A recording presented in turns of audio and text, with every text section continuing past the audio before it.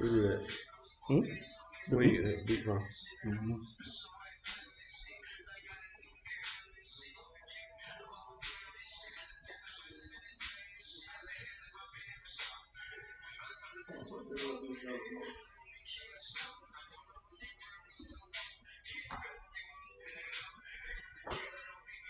That's hard, right? That's hard.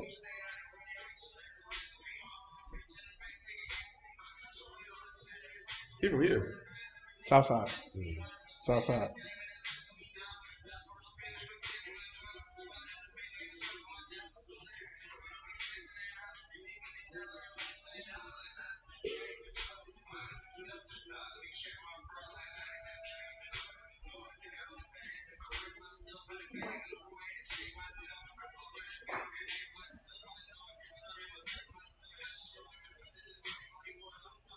It's gonna be the first single off the EP. We working with now.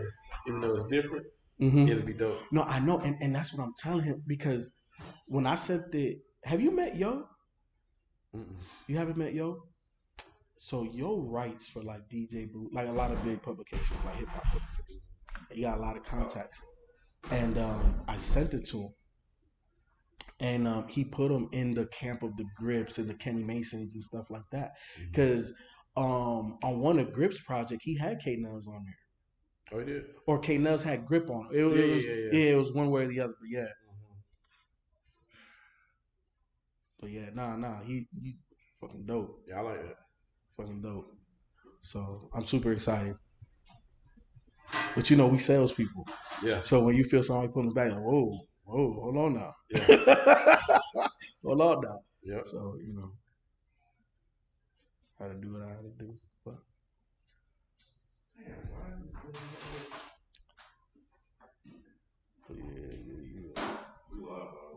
Okay. What up? What up?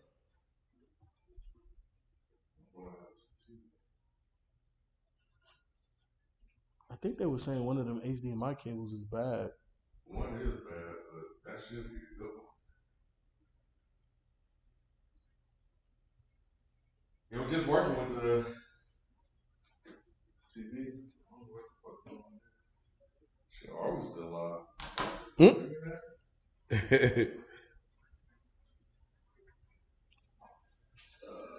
But yeah, nah, man. Like I have the whole plan, the whole marketing, the whole everything. Like I know exactly what needs to be done for them. Yeah. I got a meeting tomorrow with this dude that has pretty much like every venue booked up from like the whole Southeast. Mm-hmm. Like if we want to book something, like he's the one to go to. So I have a meeting with him tomorrow, and he's a fan of Dead and Hip Hop. He lives here. Oh yeah. So that's that's gonna be a really good contact for us. Mm-hmm. But yeah, no, man. I got look, Shelton. Just Bet It All Entertainment, FIFA the music exec. Getting right. Trying to do it, man. Trying to do it.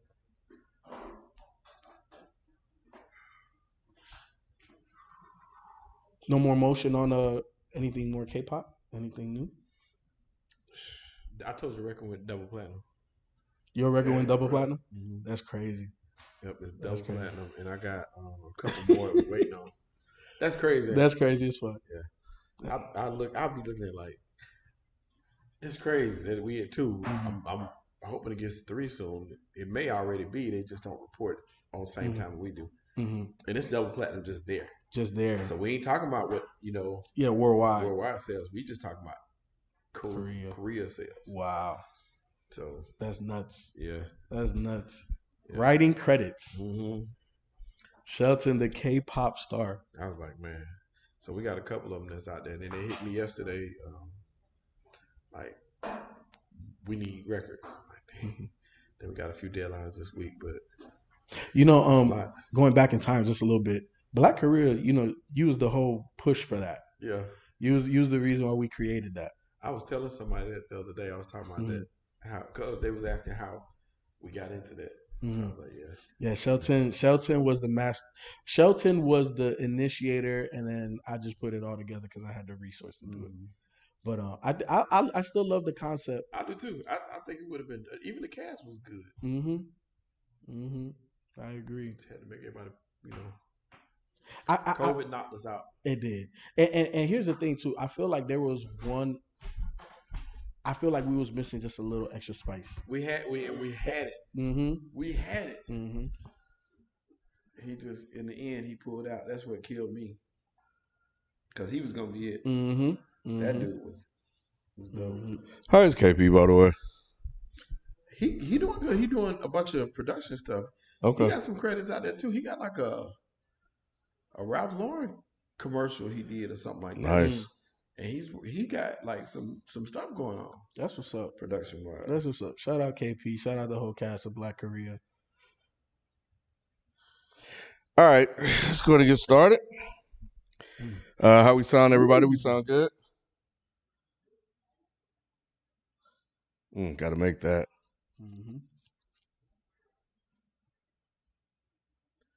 Dallas have to take advantage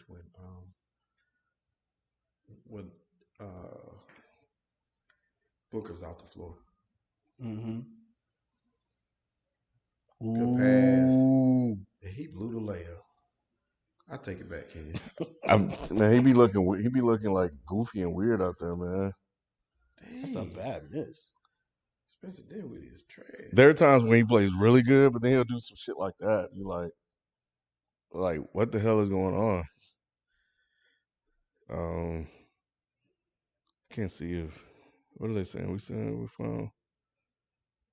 Let me see. Pull up the thing. Oh, here we go. Y'all really feel Dallas can beat Phoenix? Yeah. No, I don't. I don't either. I don't. Because I feel like Dallas has to damn near play perfect, and Phoenix kills them with runs. And then it's like, okay, let me put the little brother to bed. Yeah. Like it just feels big brother, little brother to me. Yeah, if their threes are falling, as with most teams, they're going to be hard to beat. 23s, Dorian Finney-Smith was just on fire, right? And sometimes those out of body games happen. You just can't do shit with it, but they were still like right in that game.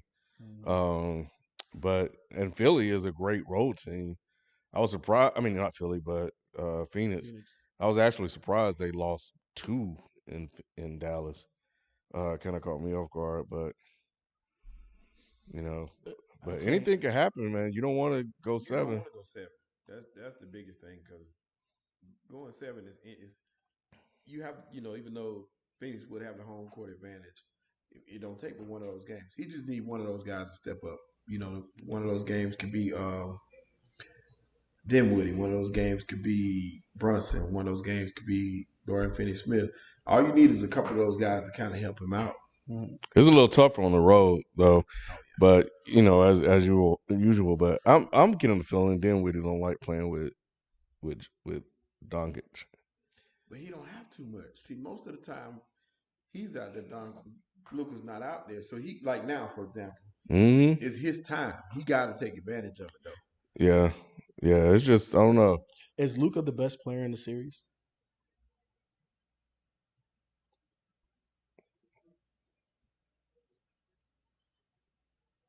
I've been thinking about this only because from the perspective of what Booker's been doing, but what nobody's been saying about Booker. That's the only thing I was gonna say. Booker nice. He's kind of been going. Were you anti-Booker first? Yeah. And now you on Booker bandwagon? Okay.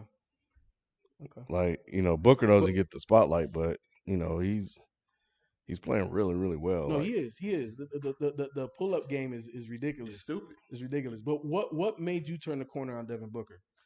It's still something missing. I don't know what it is that's missing. He doesn't have the explosiveness. He's not an athlete. He's a basketball player. But it's just his shot making ability. It's like it's hard to stop what he does. Like he gonna get his.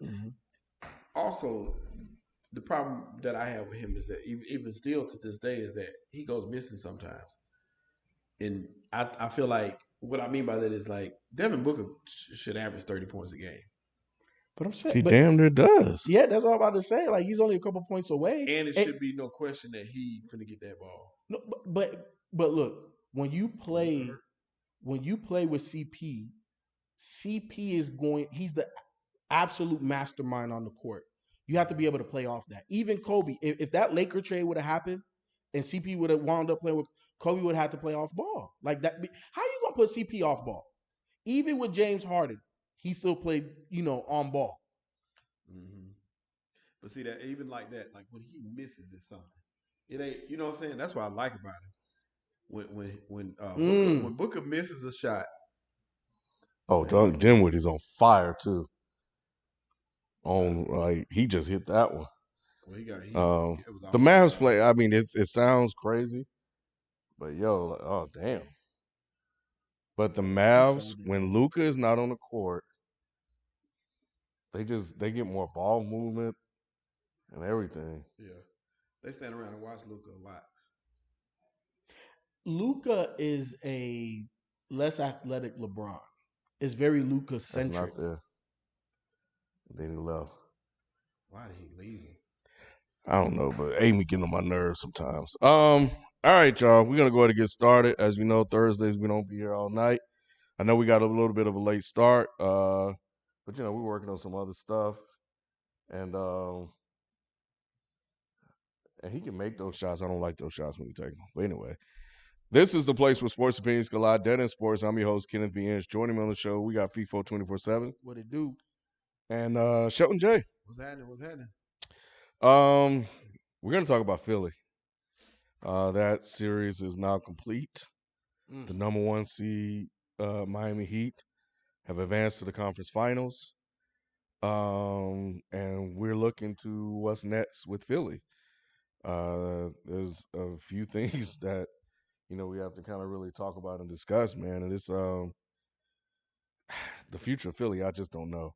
But I want to start with just this game. How much of the game did you see? I didn't get to see most of it. I listened to it because I was driving, but I didn't see most of it. But let me be the first to say that I called it because I was the one that said Miami in 6. Everybody else on the cast with me the other day. Did you? You didn't vote though. Nah, everybody else said Philly in 7. Yeah, I thought they were gonna win in 7, which was in hindsight, which is always 2020. We didn't know Embiid was gonna get hurt. We didn't know he was gonna get hurt, but we knew he was out. So now thinking about that, I probably shouldn't. I mean, I still don't trust and believe in Miami regardless, but I just didn't expect them to play like that. So that put them in the 0-2 hole just off rip. I feel like, and you talked about it, Ken, you watched the majority of that game, but I asked you, like, did you feel that the Philly had a run in them to get back in the game? You said no. You said part of the reason was Embiid wasn't going in the post. Mm-hmm. Part of that injury, I don't want to be that physical and you swiping down on me like that. So I think that but I'm just saying, a healthy Embiid, no orbital fracture from the previous series, this is a different series. Because we saw them first 2 games he came back, they couldn't do nothing with him. They couldn't do barely anything with him. Like, Bam couldn't do shit. He can't do nothing. You know what I'm saying? So I think a 100% healthy Embiid, it's a different series. So I would have went Philly in 7-2. Yeah. I can't even say that though. James Harden's still on the court. Yeah, but James Harden is about 11 and a half, 2 levels past what we know of James Harden. And that's I was gonna say when we took that vote, we voted. I mean, we made these predictions based off not off the beginning of the series, but based off the 2-2. No, was it 3-2? It was 3. We made it while that game was going on to make it 3-2. So that's when I was like, I can't believe they betting on James Harden to win 2 games against this Miami team. Not by himself. No, I thought Embiid would play better. Embiid's game was, everything they ran was at the top above the 3-point line. This game. Yeah, that was it. Another interesting thing they showed tonight was in his games back. In the first game back, he only had 1 post up. The second game, I think he had 2 post ups. tonight he only had like 4, but I bring that up to say he wasn't even posted at all. He's not comfortable down there. He was Doc had him down there earlier in the season, if I remember correctly. I mean, since the injury. I think that's what FIFA was saying. Yeah. Like, and they ran everything like they were running this set. Embiid will bring the ball up, or he'll come up, they'll pass it to him, they'll run a couple of screens, Embiid will go down. Then he gets like right there on the right side, in the middle of the court to post up. But they running 3 guys at him. That was another thing. That was smart coaching by Spo. Danny Green got hurt. Ain't worried about the rest of these dudes. And then Embiid get the ball, sent 3 at him because the rest of these dudes ain't gonna do shit. So good job by Miami, man. I just thought at home they would have more fight. They would play harder. I didn't see a team. This is where we're going to talk about Doc. I didn't see a team that looked like they wanted to win. And I said in the group chat, I was like, I don't even want it to go 7. Just get it in it now. Mercy these guys, because it was just going to be a blowout in Game 7, and and that was it. And I think seeing how Harden only took 2 shots in the whole second half, 3-pointers. Like the whole series, your playoff future is on the line. At least go 0 for 15. But he did. Maxey was the one that showed a little bit more hunger. So I think when I look at Philly, and somebody in the chat said Doc's post game was horrible. I'm gonna see if I can pull up some of his comments. When I was thinking about Philly, their bench is terrible.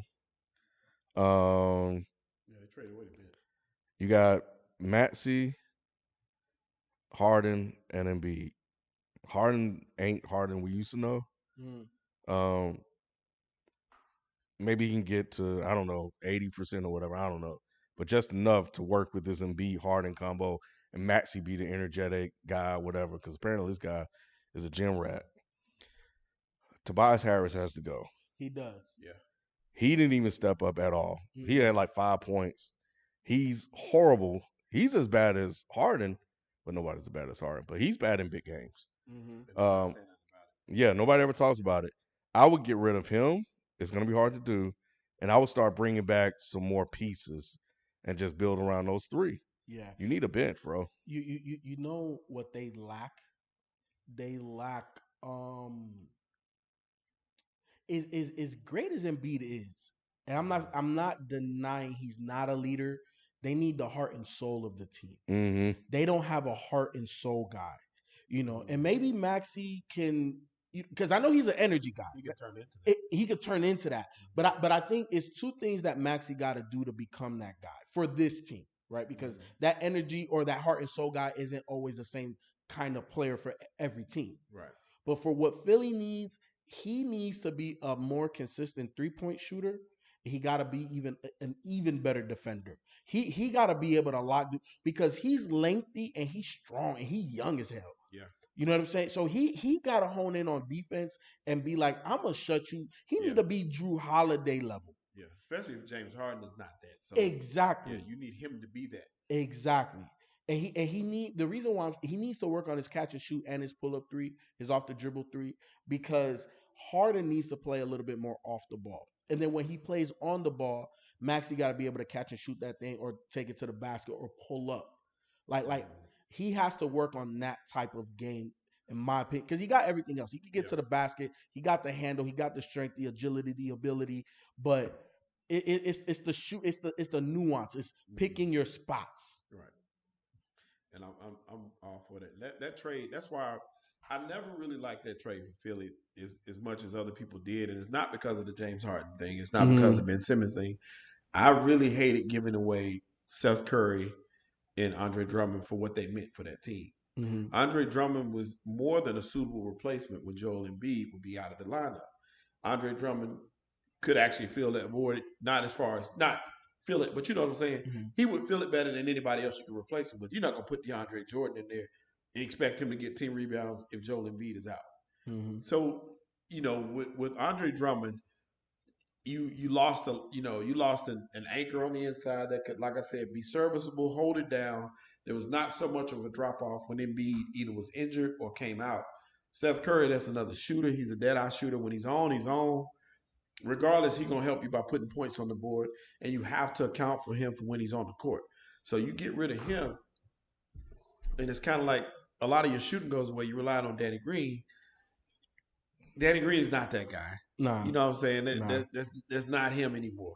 So you lost a lot. I was like, I thought it was a cool trade when I first heard it going down, but then I realized you traded other pieces that are valuable pieces to your bench. When I heard Seth was leaving and Drummond was leaving, I was like, that kills it for me. So do you think? Because I'm subscribed to the Athletic. Like when I tell you I'm a fucking like I need numbers, I need articles, I watch shit. I saw where the Hawks are still interested in Ben Simmons. Do you feel that Philly should have took an Atlanta package versus the Brooklyn package? Depends on what that package was. Well, it's going to be centered around John Collins. Mm-hmm. John Collins. I don't know. I'm not a John Collins guy anymore. He's an upgrade over Tobias, but I just don't know. That's tough. He is an upgrade over Tobias. Those other pieces would mean a lot to me too. So you probably get Gallinari back for Philly. So another shooter. So yeah. Well, you know what? In all honesty, yes, I would have done it because you're bringing stuff in. As opposed to one player, you're bringing in multiple players. Exactly, because you're losing one and getting many. Yeah, as opposed to losing many and getting one. And that one is got one leg.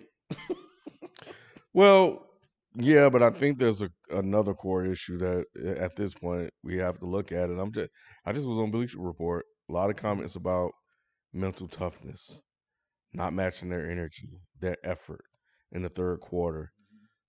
We have the talent, but we just didn't play hard enough. Those type of things. Those are damaging comments. And if you're on the team and you're saying that after the game, how do you not realize that during the game? Right. And if you're in the middle of the game, you don't realize that, then there should be somebody on the sideline to tell you that. So I think at this point, what does Morey do? So I'm pretty certain Doc Rivers is out of there. Doc need to be packing up the office right now. And does Doc have the offensive scheme needed to unlock this Embiid, Harden, and now Maxey, combination that they have? So I think they need to get a coach that's going to implement something that is going to be predicated on ball movement and getting to the basket and playing off of Joel and letting Joel be either the primary or the secondary playmaker on the team. You know what I'm saying? Because James Harden's style, he don't have enough juice to play that way anymore. We've seen it multiple seasons now. Yeah. And we already know that in addition to that, he always shrinks in the playoffs. Yeah. Right. Right. Oh, so we're talking about a dude that's declining in addition to never stepping up in big moments. So you have to get the ball out of his hands more.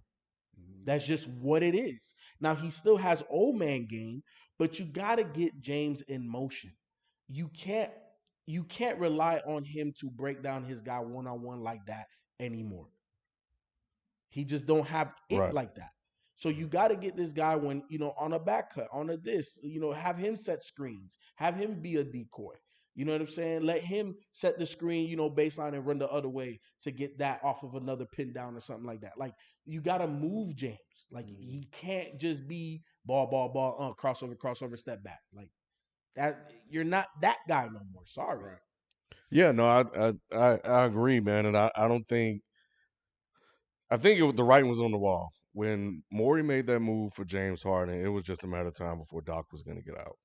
The only way Doc could have saved his job is getting to the finals. So have you seen that they talking about Mike D'Antoni though? How does that would that do the trick? No, that's horrible for everybody Right. else. It's only partially good for Embiid and amazing for James Harden. Right. That's it. For Harden, who may or may not still be that guy. Yeah. If it's injuries. But he might be that guy for D'Antoni. He just might be. Sometimes it be like that, Ken. Can unlock the code sometimes, huh? I'm just saying, look, the best years of his career was under what guy? I understand. And the moment he was out of there, he went. This is true. What happened to Steve Nash? Damn. Yeah, I know, but I think Morey had already had this planned out. But what does he do with the rest of the roster, and how does he build around it? He's gonna have to go get some shooters. Yeah. Sure. So that remember what I asked y'all on Tuesday. Mm-hmm. How do y'all feel about them trading Maxey? Because if you bring in D'Antoni, that's horrible for Maxey. Yeah. Maxey's out of here. Mm-hmm. That's not a D'Antoni type of next guy next to James Harden. No, like you need catch and shooters, you need small ball guys. And then was interesting to me, if I'm Embiid, if he make this is over. Ooh. If I'm Embiid and they bring in D'Antoni, I'm like, trade me, please. Yeah. I'm gone. Like, I'm done. The process is a wrap. Mm-hmm. Phoenix is going cold. I'm talking about cold. But it's still not over, though. No, it's not over. Chris Paul jacking up threes and Booker's missing shots. That's not a good formula for them. Sold that. 19-4 run. The difference between Miami and Philly is Dallas actually believe they can win. I don't think Philly believe they can win this series. Embiid's hurt, James Harden is still himself. They actually really believe they can win this series. And when they're shooting like this, it's going to be tough. 19-4. It's not over. If it's just a matter of we're not making shots, because Dallas can go cold too. But yeah, they can. They're at home, they're comfortable. And when these shots go down, like it just spreads. Yeah, and like you said, Luka can get in that hero mode, and he'll shoot you out of it sometimes too. I of course, I like what he does, but he can get like that sometimes. But 60 points. I mean, come on. They're the third highest rated defensive team in the NBA this season. So I've been talking to y'all, so I really didn't get a chance to see much of what's going on. But that's not good enough. Everybody making shots. Yeah, and sometimes you're just hot. But if you open and hot, and they getting key rebounds, making the open shots. Everybody's been hitting. Yeah. And like I said, the ball has been bouncing their way the whole. You can't hesitate with it. 15 is nothing. We know that. That's not. Yeah, that's we know that. We know that for a fact after last night. But go ahead. I was gonna read a couple of these super chats real quick.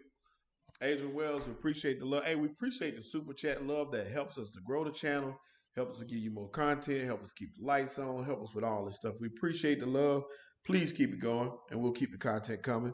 Adrian Wells, we appreciate the love. He says, number one, Adrian with the super chat. We appreciate that love, man. A couple times you've done that, and I appreciate you, bro. Adrian Wells also said, what's good, everybody? How y'all doing tonight? Celtics in 7.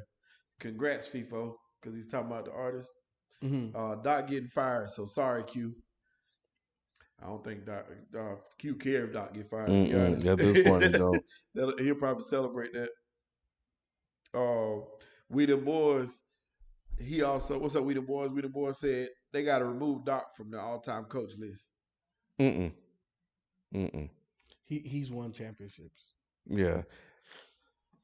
I've been thinking about this. This Doc Rivers disrespect is kind of going a little too far. But he does look. He's earned some criticisms, but a lot of criticism. Yeah, a lot of criticism because this is not the first time where it feels the same. Mm-hmm. You see, like sometimes we can look at numbers, we can see blown lead. It feels the same. It feels like it's a common thing now with Doc and his teams when the pressure is put on. Mm-hmm. You know what I'm saying? It feels like he's not the thing that keeps it together, and it also feels like he doesn't know how to press the right buttons with guys. I get that, and I think, and I'm early on presenting this argument, and I need more time. Mm-hmm. But I've been trying to think of other coaches that have done similar that may have not won championships.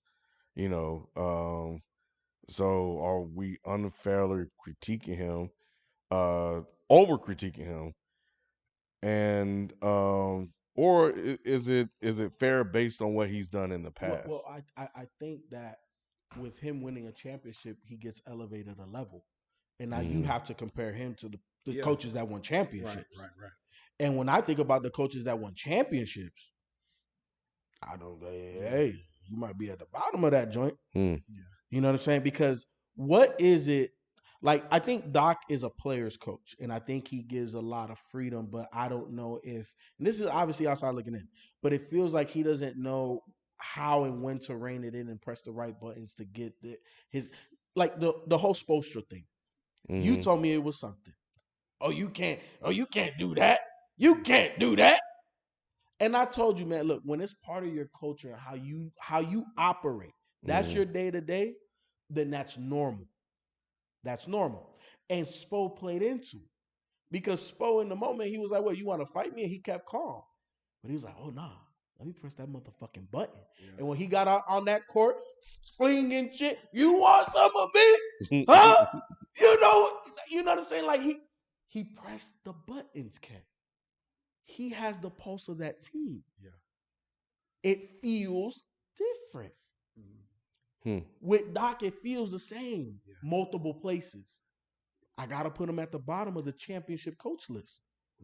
Yeah. Because a lot of those teams take on coaches' identities. And that's the biggest thing that I take away from it. I feel like he doesn't have an identity for his team. Like, you ain't saying that that's the Doc way. We talk about D'Antoni. We don't, necessarily agree with everything, but he has an identity. You know his teams. Mm-hmm. You know what they're going to do. Mm-hmm. And he has a formula that he works in. Like, what is Doc's formula? And he does deserve praise. He does deserve to be on that list because we've seen him win championships. But he also deserves criticism because we've seen him blow these leagues. We've also seen him not be able to elevate some of these players. Although I'm not going to go as far as Nick to say he can't do it. Yeah. I'm just saying there's times when it should have been done or adjustments should have been made that weren't made. Tobias Harris should not be invisible. No, and at some point you should have said, well, look, I got to figure out a way to get him involved. I got to figure out a way to get Tobias to be back to get me the points that I need for us to win this game. And I don't think he figured it out. Yeah, no, I mean, we know the rest of the roster was kind of suspect. Yang, Paul Reed, Shake Milton, maybe. But shit, you still have 4 guys that can fucking score and play ball. Embiid, Harden, Harris, and Maxey. Those are 24 everybody else should just be chipping in. Mm-hmm. Those are all 4 20-point scorers when you break that down. All 4 of those should average 20 a game at least. Mm-hmm. No matter what. And like you said, everybody else, Thibault should average 10.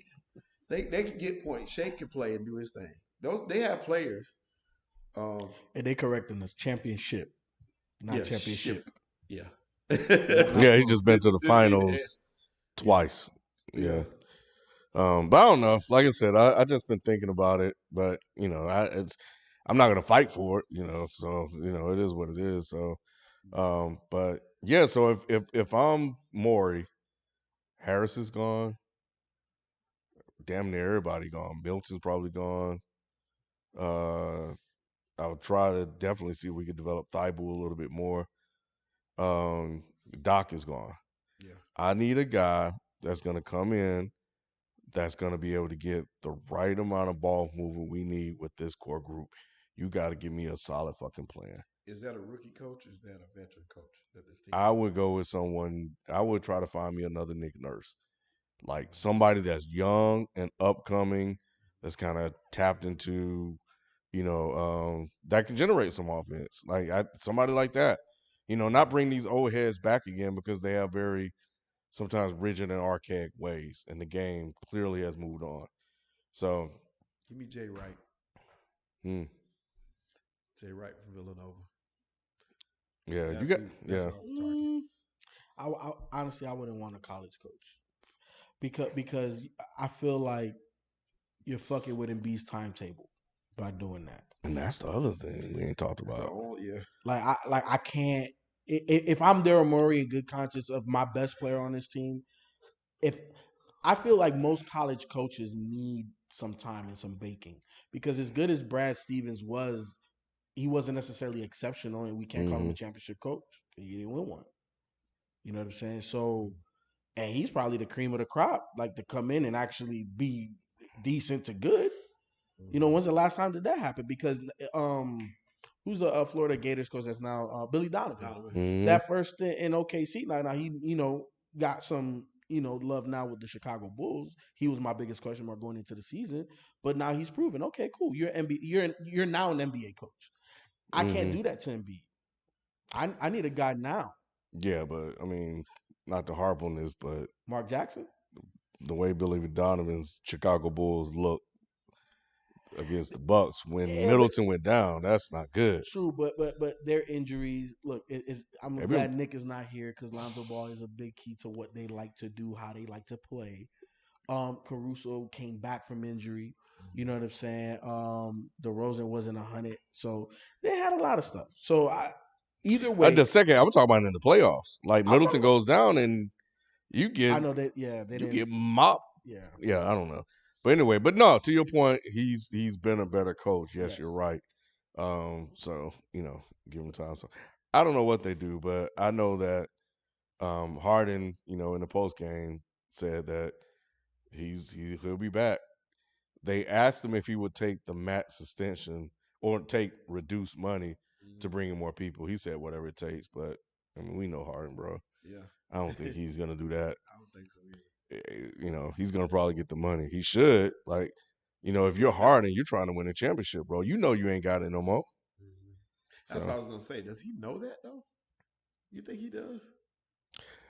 I don't know. Because a lot of those guys don't know. It's, the player is the last to know, especially with a lot of those guys like that. You're the last to know that you done fell off. It's like everybody around you can see it, but you. I mean, Embiid wanted him. Embiid got him. I would love to see what conversations come out of this. Do they get a pass for this? I don't know. I mean, we could point out a couple of things. The injury, Harden may or may not be hurt. There are a couple of things we can point to give him, shoot him some bail. Yeah. But I think I probably had them going about this far, but I think I said it would be a failure if they didn't get to the Eastern Conference Finals. Yeah, and they didn't. I said second round. That's what I said. But and Chet, y'all looked at me crazy for that. But and if I misremember, please correct me because I don't. I probably said Eastern Conference. I don't know. It's so long ago. We all said. I think. Well, the majority of the room said it, and I understood why everybody said it. I just didn't have faith in them. Yeah. I had no faith in Harden. I just never did. Like, I just didn't see them getting through that gauntlet. I felt like Miami is not the best team in the world, but they're number one seed, and they played good enough to win these games. So I felt like that it would be hard to get by them. I felt like it'd be tough to get by Milwaukee. We know what Boston is right now. All those teams, it was a gauntlet. It was just too much for Philly. Philly was not above either one of those three. They should have mopped the floor in Miami. I think a healthy Embiid, I think they would have won. There's no way in hell they should have lost. I mean, yeah. It is what it is.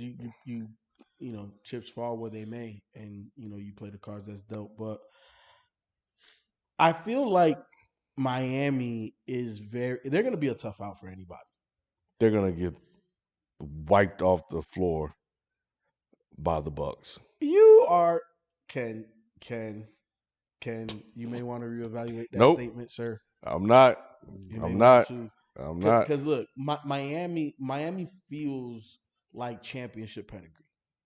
When I watch them, like they all want it. They're all hungry. They're all hyper aggressive. Not just one or two. Not just one heart and soul guy, or maybe another guy that's hyperactive. That whole squad. Tyler Hero comes, bro. Tyler, and you know what? I didn't realize this until he won the 6-man. The man average, I'm gonna give him the bump. I like to round up. 21, 6 and 5 off the fucking. That's bench. Good. What are you doing in the postseason? Ken, that's amazing. He wasn't doing that shit against Philly. Ken. All right, man. I'm telling you what's gonna happen. Look. I'm telling you what's gonna happen, bro. All I know, there's only one Drew Holiday. There's only one Giannis. Miami got a whole bunch of different type of guys that they can feature. And there's not a lot of team. There's no other team really built like that. How are they gonna slow Giannis down? You already know the prime guy is gonna be Adebayo. He couldn't handle Embiid. I was thinking about that. I was thinking that very thing. But I think Bam is a better matchup for Giannis than Embiid. Embiid's 7'1", 265, 270, dog. Like that's a big man. That's power and touch. Bam is too small for that. Yeah, Giannis He's more athletic. He's trying to beat me to a spot more. Like I can guard. I can better match up to that. I'm not saying he's shutting him down. Like this Giannis we talking about here, but I'm saying like it's just a better matchup for Bam. All right, if you say so. It's a better matchup for Bam. I think. I don't know, Ken. Like what's his name? Duncan Robinson. Mm-hmm. You know what I'm saying? Like they be trying to get him touches and stuff like that. You know what I'm saying? So Spoelstra could pull on a lot of different strings. I got you. And on top of that, we know that the defense gonna be there. Yeah. We know that. The tenacity gonna be there. Nothing else. Well, they'll be able to match Milwaukee that way, which I felt is what Boston, for all the good things they are, lacked. Mm-hmm. There's no way in hell they should have lost that damn game last night. That is inexcusable. And Tatum, he don't watch, bro. He don't watch. Everybody be looking at me crazy and I do say some crazy shit. I understand. I was, when it comes to sports, but everybody be trying to anoint this guy, man. You give it to him, and then the next night you got to take it. He just they thought he was ready after the Brooklyn series. Brooklyn was a mess. Yeah. You got that game. You make a couple. He made and he had good moments in the fourth quarter. Mm-hmm. Most of those were with the lead. He's struggling in this series. I don't know. It's bad. Jaylen Brown has looked better. Marcus Smart, like what the hell were you doing? Marcus Smart cost him that game. Grant Williams just looked completely out of it.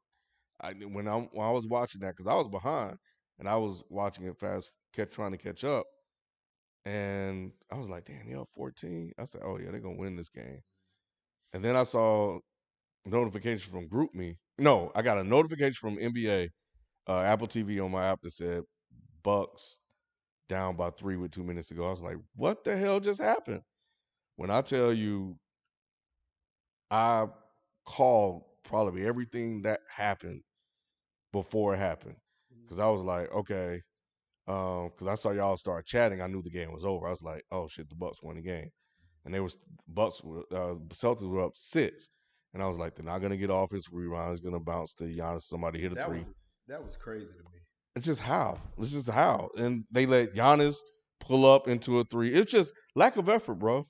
Yeah, and it's not like Udoka wasn't trying to get that into them, because he was. Like he was yelling and screaming, but it's just they just didn't do it. Yeah, that one wasn't on coaching. He put them in position to win that game. They just that was effort. Like you said, that was straight effort. Because I'm like, man, if you can't get a freaking rebound, they fighting over the same rebound. I don't care how big that team was. You got to get a rebound. Like what Dorian Finney-Smith just did. He boxed out and got that rebound. That's your job. One. Players don't box out these days at all. You just needed one rebound and couldn't do it. That was a problem. That frustrated me. I wasn't rooting for anybody, but that frustrated me to no end. I was livid watching that game. I picked the Bucks, but I kind of want to see Boston go to the Eastern Conference Finals. I do too, just because I like Neil Long. He traveled. That's why. Man, Ayton has regressed. I mean, he is so, and I like Ayton a lot. Mm-hmm. He is so soft and weak. You should be destroying these guys. This team because they don't have no size. All you got is power. He can't do nothing with Ayton. But they switching on him with little guys, and he's not. And he get the ball. He kind of, what should I do? What should I do? Yeah. It's like, what are you doing, bro? Turn around, be a big man, and go up. Get him in foul trouble or something. It's just terrible. But yeah, so yeah, that series is over, and he's been banged up, and we know we're gonna have a talk about Boston, man. I think it's been another year where, it's just not enough to get it done. This was their best chance, and it ain't over yet, but this was their best chance, because if they can get past Milwaukee, they're in the finals, and they have a good shot against whoever makes it from the West. this could have been the year.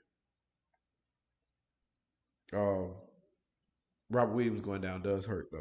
It did, because I understood him putting Grant Williams in for defensive purposes, but again, it's just I could see that Grant Williams, like, he dribbled the ball off his foot, he was turning it over, like, mentally he wasn't there. Right. So putting him in, just it didn't help, and you would have had Robert Williams in for that possession. Yeah, and he would have boxed out and got that rebound at Bobby Portis score. And the thing about Grant Williams is he's a leader of that team. That's crazy, but he is. If you talk about that heart and soul, that's him. So if you look, you know how sometimes players conduct the huddles. That's who it is for Boston. It's Grant Williams. Yeah, no, the announcers and everybody talk highly of him, which is crazy because when they used to talk to him, like, Grant Williams. Yeah, you don't think about him being that, but he is. Because he used to be sorry. He still is not that good. He's just a leader. He's one of those guys that's gonna be a coach one day, probably. Yeah. Julian Serene. Julian, we appreciate you joining Club Access, man. We appreciate you becoming a member. Hey, Ken, tell them how they can become members if they have not so far. It's simple. YouTube.com/DenonHipHop. Denon Sports. You'll see the join button, and I think if you're on the mobile, if you hit like the super chat button, is there too. Make sure you do that, man. If you hadn't joined, we do have some exclusive content and some exclusive events coming down the pipeline. Working on it now. So if you hadn't joined, man, we give you some time to get on this train, man. Jump on with us, man. What else is left? I was gonna do a couple more of these. Yeah. Go ahead. My mic is off. Is my mic on? I just used that mic, so it should be working. So it says good. Drink more water. Drink more water. What's happening? Drink more water said, "What will it take for you guys to realize that Embiid isn't a better player than Giannis? I thought the object of the game was to win, not show off what skills you have. Giannis has winning intangibles." He just won a title last year. He just got those winning intangibles last year. Come on, man. Like, we were talking about Giannis the same way we were talking about Embiid.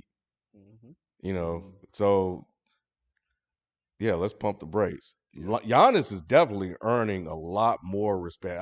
Like, everything Giannis is doing this year, I'm all for it. I'm like, yo, this guy's on another level. What he's doing without Middleton is just really taking it to a notch above where he was before. Any Giannis slander this year? No. Right. Every single thing that I said that I was nitpicking because I said it last year. I believe that if he just does these things, he's freaking unstoppable. And he did it. Pull up game, jumper. He's doing he's backing people down, drop stepping them, and it's the jumper. It's the versatility now and the more willingness to shoot threes. Now it's like, how the fuck you stop him? There's nothing you can do. I still think Embiid is much more skilled. Embiid is just a little more injury prone. He is. And I blame injuries more so than any. I'm not making excuses for him because you still got to win the games. But I get my hats off to him, man, to play through orbital fracture and the pain that he was under. That was a lot of pain. I'm sure it was. And the fact that he was playing through a concussion, those headaches, and then to have he's going to have surgery on his hand, that's a lot to have to go through and try to figure out how to win a basketball game without help. So, shout out to that man for getting through that. I still think he's an unstoppable force as long as he can stay healthy, which that's asking a lot. But he's been better than he's been in the past as far as his health is concerned. So I ain't really got no problem with either or. 6 in one hand, half dozen in the other, because they both are unstoppable creatures. Neither one of them you ain't going to mess with on the basketball court. Damn, this Dallas is large. 20 points is the largest lead they've had this whole series. It's crazy. And shout out to Jason Kidd for his adjustments. He's attacking Chris Paul, and he's attacking Ayton on defense. They're lighting him up. It's almost like they were like, okay, you're going to attack Luka? We're going to do the same shit to you. Right. So. And they've reversed it on him, and it's worked masterfully. Luka, bad boy. He got swag to him, cat. I saw where you asked right after he gave him that look. You know what's funny? He gave him that look in games that they lost to. Yeah. In the first quarter, you be like, same little smirk. Toward the end of the game, they losing the game though. Hey, did you see them walking off Ooh, the good court the other night? pass. Trash. Did you see them walking off the court the other night? I don't know if y'all saw it, but when they lost this last game by about 20, Luka was walking out and he was saying, "Dudes are smiling and happy when they win, huh?" He was walking out talking. You know, he know no cameras was around, but he was saying it like, "All right, I got something for you." He the same way. But I appreciated that coming from him. It's like, I'm coming for you. I appreciated the way he was talking. But I'm saying, wait, hold on now. Look, this man is in the same sentence with Michael Jordan when it comes to a playoff statistic. What's that? Scoring average, over 30 something. You can feel however you want to feel. Mike lost early in his career too, early in the playoffs. You know what I'm saying? I'm not saying that he's Mike, but I'm saying he's special. He one of the best players in the NBA, Ken. He's just one of the best. He is. You think he's better than? The question last week was: is he better than Damian Lillard right now? I still take Dame. Because look, Dame has always shown, and I'm not saying that Luka's not, but Dame has already proven to me he is clutch. I like how much more clutch is it? How many walk-off shots he hit in the playoffs? Man, nah, give me Dame Lillard, bro. And this is only really the first time he's been injured like this. So, and I know he's an older guy that got into the league and stuff. So I know he's nearing 30s, but still, give me Dame. Give me Dame Lillard. So, Luka or Trey for you? I think Luka right now is the better overall player. But I always say this, and it's because of how I truly feel. It depends on how I'm building the team. You know what I'm saying? So like, depending on how my team is, I would prefer one over the other. Yeah. But they're in the right place. They are. Yeah. They are. And I think Atlanta's done a better job of trying to build it around Trey fast versus I don't know what the hell Dallas, like, for me, Dallas doesn't feel like they have a direction. I agree with that. I think Luka's the problem, but that's a conversation for another day. What? He's a hard player to build around, just like LeBron. That's why I say he's a less athletic LeBron. I think guys like Finney-Smith, Brunson, even though he was drafted in the same draft, but I think he's going to want to go elsewhere too. I think just trash. And I love Aiden, but I don't know what's up with him, man. Sometimes. And that was crazy because that was that should have been a turnover right there. Phoenix is not playing good. They're not, and they were saying, I'm surprised they even look as bad as they do, because they were saying that we haven't played Phoenix basketball when we go to Dallas.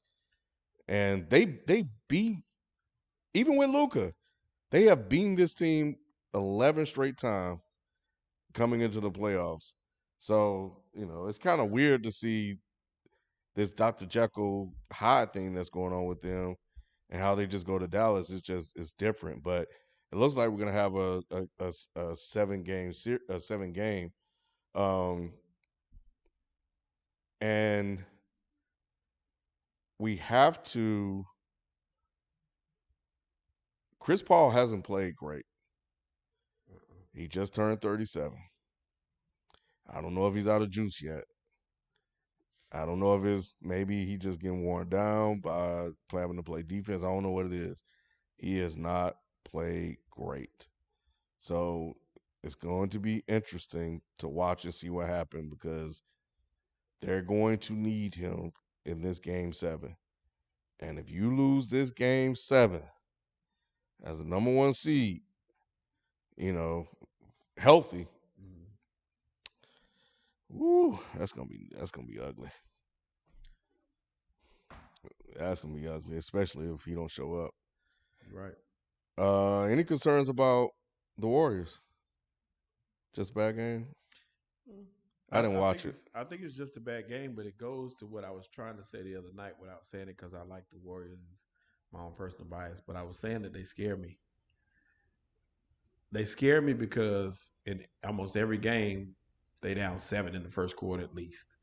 You know what I'm saying? Every game this series, even the last one, they start off slow. It's kind of like we're going to get the rhythm when we feel like it. We're going to play when we feel like playing. And even if they start out with certain players playing well, they really match him point for point. And they don't take over till late. It's like a grind.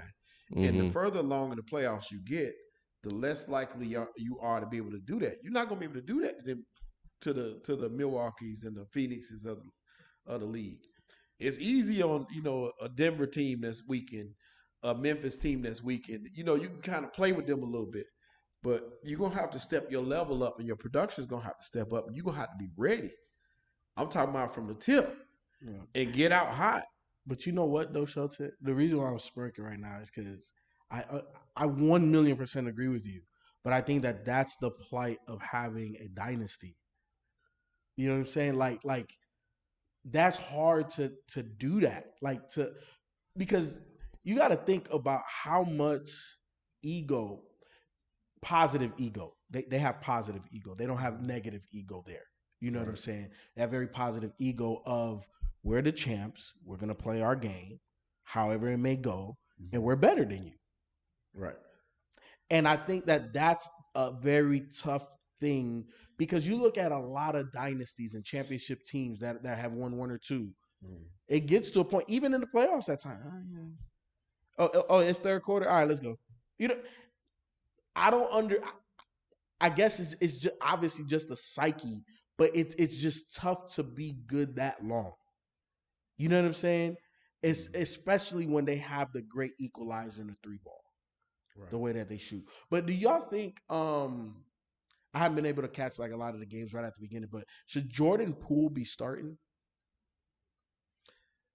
No, because I felt that I think so. They play with it. He's their spark plug, and to your point of starting slow, I think if you start Jordan Poole and just be like, "Hey man, just go get it," Steph will find his. He will go get it. So you right say, now you from say get go. I kind of liked it. It was crazy. I kind of liked it when Steph was coming off the bench. Mm-hmm. They actually had better rhythm like that. But if you talking about taking Clay out and starting Poole, no, I'm talking about taking Steph out. No, I'm talking about starting all three of them. I'm starting all three of them. Mm-hmm. Until Jordan, hey, go get yours first. Because out those three guys, who's the one that's getting to the bucket the easiest? Poole. So he's the one. He's not a better one-on-one guy than Steph. So, hey, Steph make people look stupid out there. Mm-hmm. But in terms of getting to the rack, Jordan's a little bit better, more explosive, more athletic, younger. Yeah. You know what I'm saying? I put the ball in his hands and be like, hey, Steph, Clay, hey, y'all figure it out. But young man gonna eat right now, and let him get off. But the problem though is a lot of the times it's not the offense that struggles initially for Golden State. Defensively, it's where they struggle. Like they're not making any stops. So you come down and you're gonna get it like this past game, for example. Clay come down and get a bucket. Clay would. But they come back down and give up a three. Then you commit a stupid turnover. And they come down and hit another shot. They'll be 70% from the field, and you getting smoked. And you can't figure, you scoring, but they scoring more. Mm-hmm. You doing, Steph turning it over like he turned it over, and they score. Wiggins misses a shot, and they score. So it's kind of like, it's not really, I don't look at it like they have a problem with the offense. I don't think the offense is the problem for Golden State. They just start off so slow on defense. Like, you ain't stopping nobody. Yeah. You're not locked in until later on and kind of get, when you have to. Yeah. That's when they kind of lock in. They kind of playing loosey-goosey basketball. Steph will jack something up, and that was a turnover. Mm-hmm. They've been sloppy. They've been real sloppy. Oh, did they call that Phoenix ball? They did call it Phoenix ball. And, feels like unforced errors, too. The worst thing that could happen to Dallas, though, is they blow Phoenix out like this because Phoenix going to lock in for Game 7. That's a hell of a pass. I would have rather won a close game in Game 6. Yeah, Dallas wants it. Yeah. They shouldn't book. Well, yeah, Booker ain't scored since the first quarter. He done nothing. And, he's 0 for 3. So, and I was like, dang, we were just talking about the motherfucker, and then he do this shit. Right. Not this game.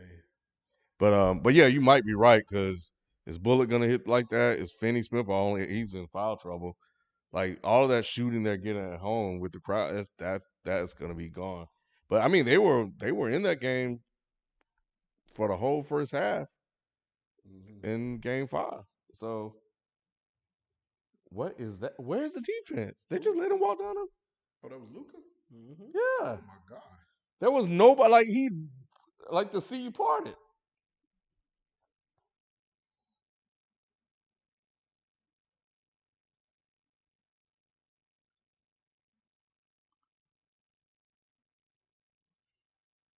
That's. I mean, Dallas isn't really doing anything special. Like what? They are just not connected. They just look out of it too. They didn't come. Well, Game 6 closeout games traditionally are supposed to be hard. And we see why. Except when it's Philly. They just roll over. Can you go back? Somebody sent a super chat, $9.99 super chat, and I missed it. I had it locked on here, and it went away. If you could just re-ask the question or tell me it was you.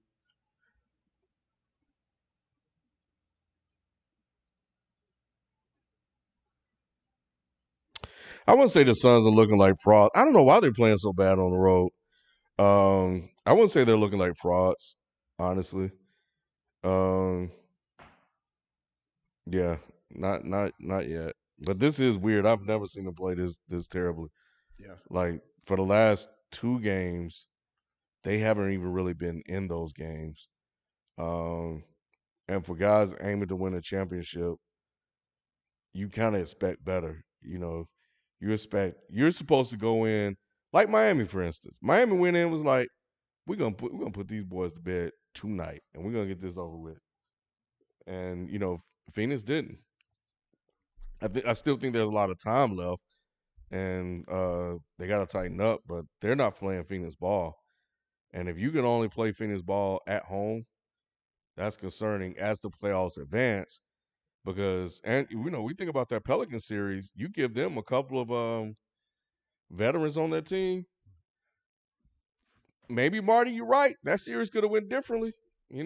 Chris Paul had to be special to win that game, and he's not being special anymore. So that's the only thing. I think that Chris Paul he's a little tired, and like you said, Jason Kidd has made an adjustment, and he's put pressure on Reggie Bullock. Shout out to Reggie Bullock, man, because he's been putting pressure on this guy this whole game. He couldn't buy a bucket when he played with LeBron in LA. Right. Couldn't buy a bucket. Mm-hmm. But isn't that so interesting though? Like I really feel people like just succumb to the LeBron pressure. Yeah. Same thing with Wesley Matthews. That's too many lights. Yep. Wesley Matthews, he hitting all threes now. Yeah.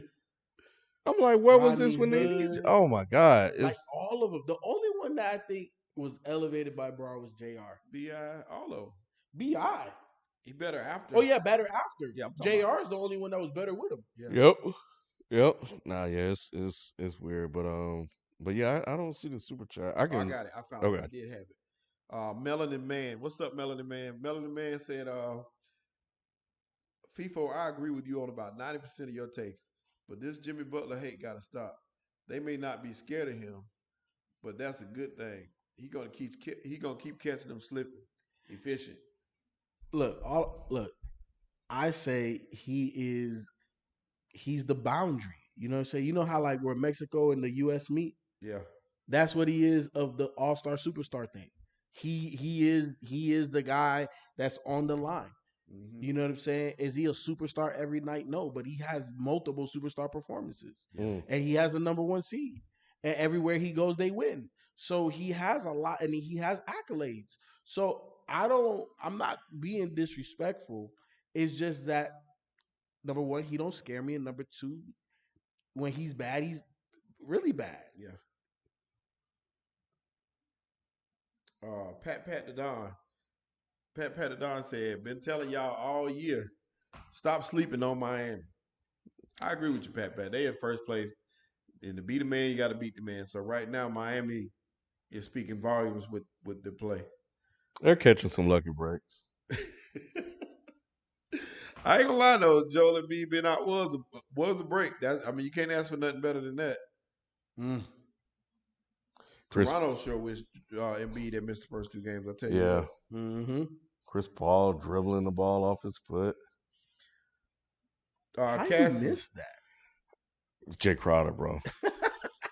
What's good, Cassie? Cassie said Philly situation is some BS. Anyone with eyes can see this was an incomplete team, but they getting all this hate when the media overrated them. I don't think the media overrated them. I think that Embiid was really just that damn good, and he was dominating, and he was, so I don't think it was overrating. But I mean, I wouldn't necessarily disagree with what he's saying. Now there may be some overrating when Harden got there, so yeah, but yeah, I mean before that, nah. But I'm saying Harden came off to a very hot start with Philly. He did, yeah, he did. But it faded. Yeah, it did. I don't know. Yeah, I don't know. To me, that's a James Harden thing, man. And he said one of the reasons he said in the post game is that the ball didn't get back to him in the second half. He said he would pass it, but we were watching most of the second half. Like Maxey was bringing the ball up the court. He would get him, then he'd hand it to Maxey, and Maxey would dribble up the court. They not missing. This is like home cooking.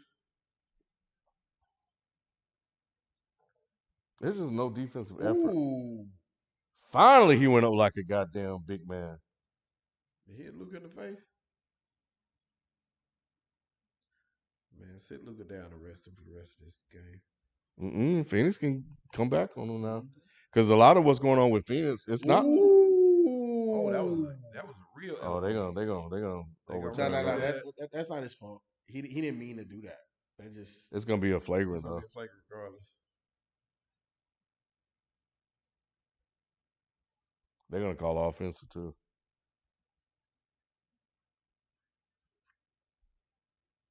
Can't hit a white man like that, y'all. And then he looked at him. Shit, Luka was looking at him when he splashed that 3 in his face. Luka talk cash shit, bro. He talked a lot of shit. But either way. But yeah, because a lot of it's not like Dallas is causing Phoenix to play this bad. I think a lot of it is on Phoenix, sloppy turnovers, miscommunication on defense, and then Dallas hot shooting. Yeah. So, what happens if Dallas go cold? What happens if, Now I will say this, Dallas is playing some junk defense now. They're playing some good defense. And they really are, like I said, the smartest thing ever has been Reggie Bullock pressuring full court Chris Paul. He's getting the ball out of Chris Paul's hands where he wants it. He's making him uncomfortable. He's long. He's rangy. And it's making it difficult for Chris Paul to do anything. Most times, you matching him up with a guard. You able to put your guards in other places. I saw Brunson was starting off guarding Crowder. Mm-hmm. So I'm like, if you got Brunson guarding Crowder, you know what I'm saying? You putting Bullock or Chris Paul, that should work out in your favor. Both ways, but it's not. And the sad thing is you can't even get a ball to Crowder and say, go take advantage of the matchup. You can't do nothing about it. And that's the problem with 3-and-D guys, because they're so limited. Yeah. But on the other way, speaking from a point guard's perspective, those are the worst kind of guys to put on smaller guys, like the lanky guys, because number one, obviously you're bigger than me. More than likely, you're way quicker than me, or faster than me. So it's gonna take me 2 steps to your 1 to get somewhere. Mm-hmm. Yeah. And then when that person can really move their feet, yeah, man, that's the worst thing for a smaller point guard. But what you got to do is give up the ball and then get it in half court and attack them in the half court. They called a taunt. Taunt for that. Seriously? And they've been consistent with that. Yeah, and the reason is because it's after the foul, so it can't be a flagrant. It has to be a technical taunting. And they call somebody yeah. When he hit Giannis, it's the same thing. Yeah. So it's after the foul. So you can't call a flagrant because it's after a foul. Yeah. So that's the only call you can make. Well, at least he shows some life. So I don't know.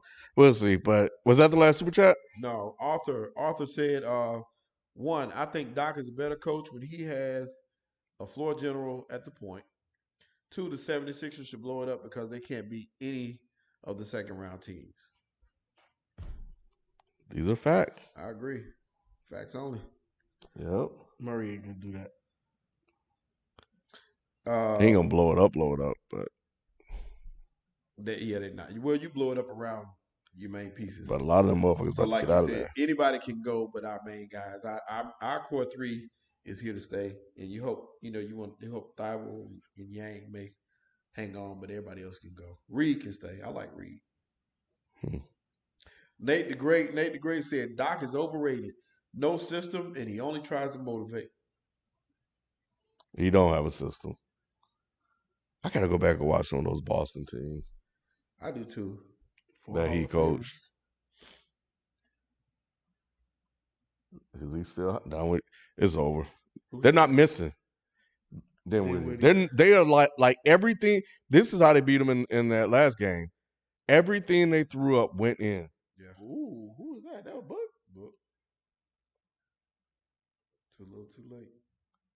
And sometimes it's just like there ain't shit you can do. Yeah, Booker's 4 for 13, 0 for 4.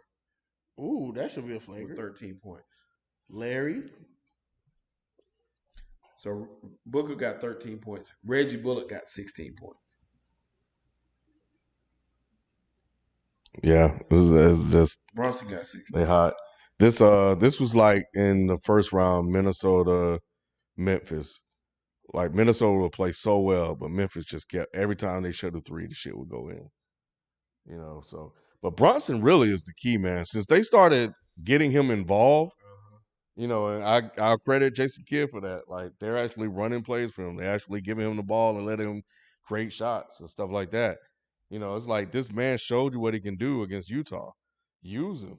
And it's been a lot better. It's been better. Rick Brunson, that's his dad. Rick played at Temple. He was a really good point guard. I was a huge fan of his dad.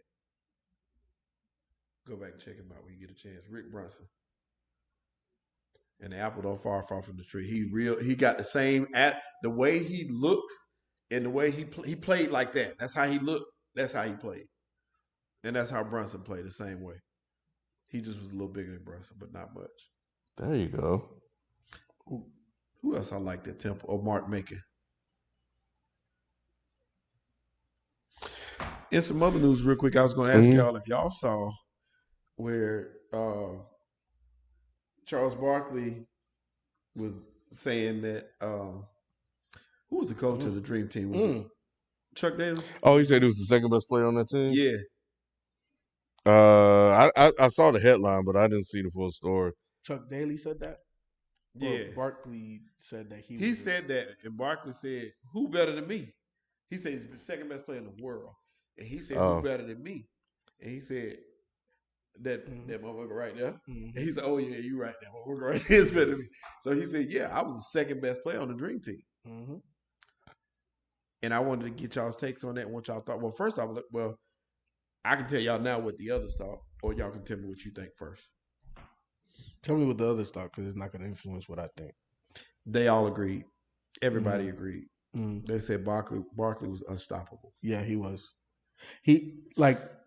Especially in I don't know if it was called FIBA basketball back then, but the world obviously has never seen, the best of the best. Number one. But then number two, a 6'4" guy that is 6'4". You know what I'm saying? 6'4" guy, just immovable, gets the ball, runs the length of the court, and then yams nasty and is playing angry for the moment that the ball got tipped off. They wasn't ready for that. Yeah. They wasn't. First of all, already the tenacity of MJ and Pippen on the wing, but then the ferocity of him. No. Barkley was definitely the second best player on that team.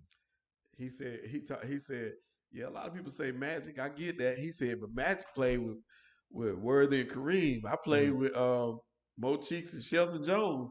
I was like, yeah, that's me, right? If y'all don't know Shelton Jones, my namesake, he played at St. John's back in the day. I like Shelton Jones. He wasn't a great pro, but he was a really good player. But yeah, he said that he told him in camp, he was like, listen, I'm coming after Mike this year. So he said he already knew he was going to Phoenix. And he said he told them guys when he got there, hey, we going to the championship and we gonna take them out. And he said he told KJ, he told Dan Marley, he was like, I got a squad now. He said I ain't had no squad in Philly. I got a squad now, and we coming for them. And he said they did do it, but MVP couldn't beat them boys. Yeah, couldn't beat them boys. He said it. He was like MJ just he's like MJ is MJ. Yeah. But can you? I mean, I be thinking about that. Like I don't know. Like when they talk about MJ, that just make me feel goosebumps. Because they talk about this man like Larry Bird he's called him a god. He's a god. Larry Bird called him that. That's crazy, bro. I'll never forget, man. And I think I told this story before, but on our road trips, I used to watch Come Fly With Me over and over and over again. And to me, one of the most impressive things on Come Fly With Me was when Larry Bird was talking about the 63 point, or what was it, 69? 63 in the Garden.